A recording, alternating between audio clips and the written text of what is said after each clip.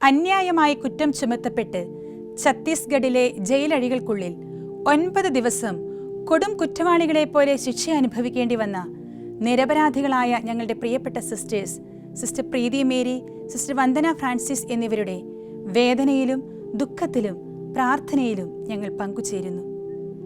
നിസ്വാർത്ഥമായി സ്നേഹിച്ച് നന്മ ചെയ്തു എന്ന ഒറ്റ കാരണത്താൽ കുരിശുമരണം വരിച്ച ക്രിസ്തുവിനെ പിൻചെല്ലുന്നവർ എന്ന അഭിമാനത്തിൽ മനസ്സ് പതറാതെ നിന്ന് അന്യായമായ ചോദ്യം ചെയ്യലുകൾക്ക് നടുവിൽ ഹൃദ്യമായ ശാന്തതയോടെ മൗനം പാലിക്കുന്ന പ്രിയപ്പെട്ട സിസ്റ്റേഴ്സിന്റെ ചിത്രം പീലാത്തോസിന്റെ മുൻപിൽ വിചാരണ ചെയ്യപ്പെട്ട ക്രിസ്തുവിനെ ഓർമ്മിപ്പിക്കുന്നു.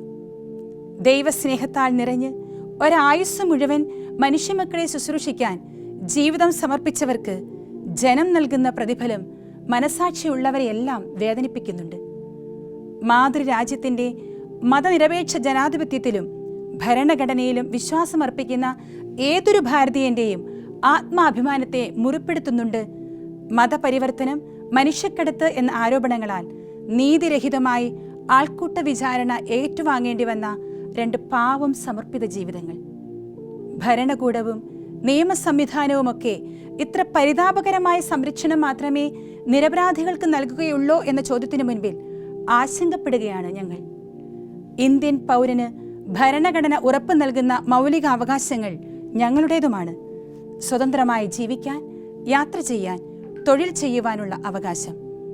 ഭരണഘടന പാർട്ട് 3 ആർട്ടിക്കിൾ 25 അനുസരിച്ച് ഏതു മതത്തിൽ വിശ്വസിക്കുവാനും അത് പ്രചരിപ്പിക്കുവാനുമുള്ള സ്വാതന്ത്ര്യം ഞങ്ങൾക്കും അവകാശപ്പെട്ടതാണ് എന്ന് പറയിപ്പിക്കേണ്ടി വരാൻ മാത്രം ഭാരതീയ സംസ്കാരം വികലമാക്കപ്പെടുകയാണ്.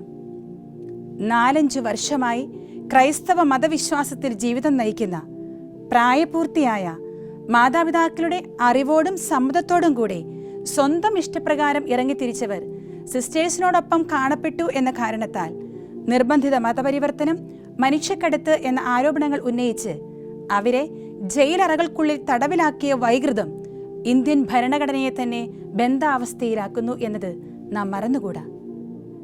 ക്രിസ്തുമതത്തിൽ വിശ്വസിക്കാനും ക്രിസ്തു സ്നേഹത്തിൽ നിലനിൽക്കാനും സന്യാസ വസ്ത്രത്തിൽ സഞ്ചരിക്കുവാനുമുള്ള ഞങ്ങളുടെ അവകാശം ആരുടെയും ഔദാര്യമല്ല എന്ന് വിളിച്ചു പറയേണ്ടി വരുന്നതിൽ ഖേദമുണ്ട്.